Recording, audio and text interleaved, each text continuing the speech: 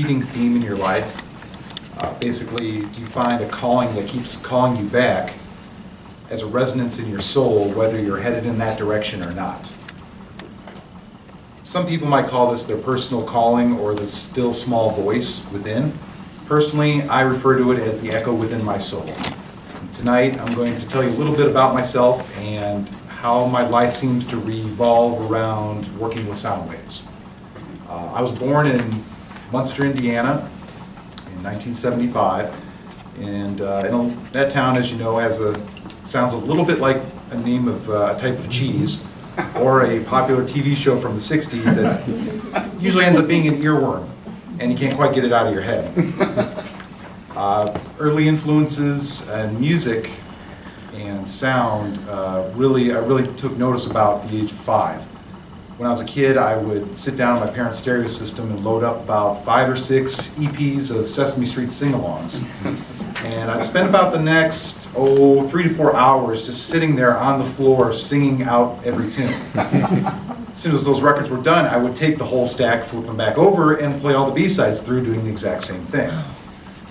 Eventually reached the point where I wasn't singing as much, but I would sit down, close my eyes, press my ear right up near the speaker, and just drink in every sound and reverberation that was coming through, appreciating every little nuance of reverb, note, and tone. This would eventually play itself out in different ways. But strangely enough, even though I enjoyed the technology and I had a real appreciation for sound, I never did pick up a musical instrument. No guitar, one piano lesson, just really didn't take to it. I do have 3 younger sisters though, Emily, Sarah, and Melissa, and they all, well, each one of them learned a different instrument. One learned piano, one learned saxophone, and one learned the flute. When high school came around, I turned into the typical emotional teenager, and my love for music was greatly amplified, just like everybody else. You just can't get enough of it. However, I still did not really have an inkling to play a musical instrument, which I found completely odd. I was interested in music, but I didn't quite understand how yet. So come my senior year of high school, every high school, it seems ever since, Back to the Future, has a Battle of the Bands contest. So I had the opportunity to record a 3-song demo with a band, so that way they could have their chance to compete.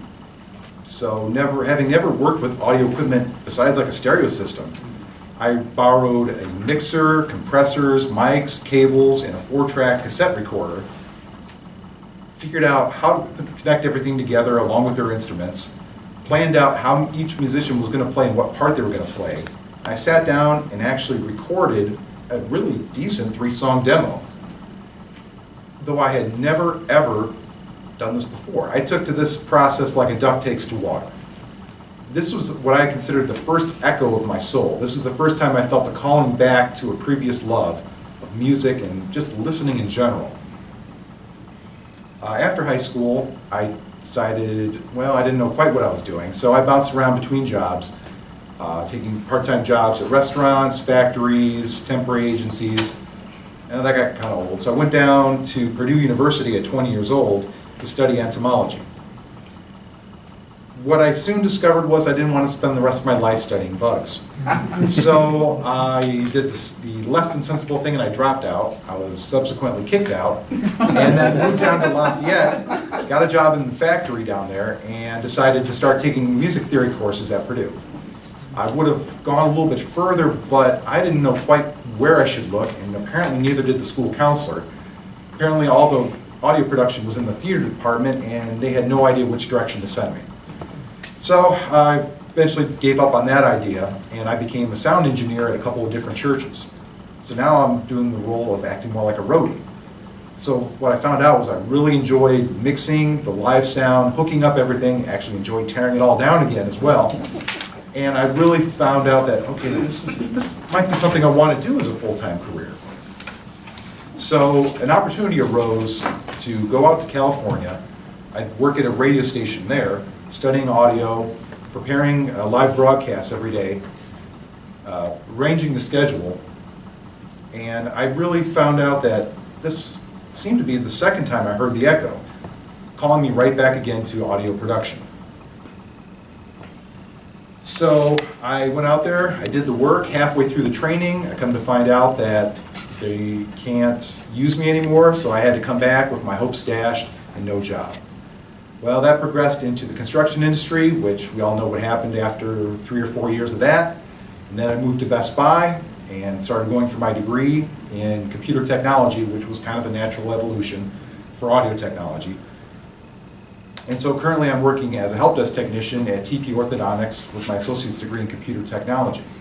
I've currently started putting in some resumes, and so I'm hoping that shortly I also got a call on my voicemail today that somebody might have a job for me as an audio technician. So as the story of my life has unfolded, the echo inside of me has been that little voice that keeps calling me back to the purpose of working as an audio engineer. And I'm hoping that with this new career, that the skills, and with the skills that I've gained, that that little echo that's inside me will transform into a continuous, purposeful song. Thank you, Toastmaster.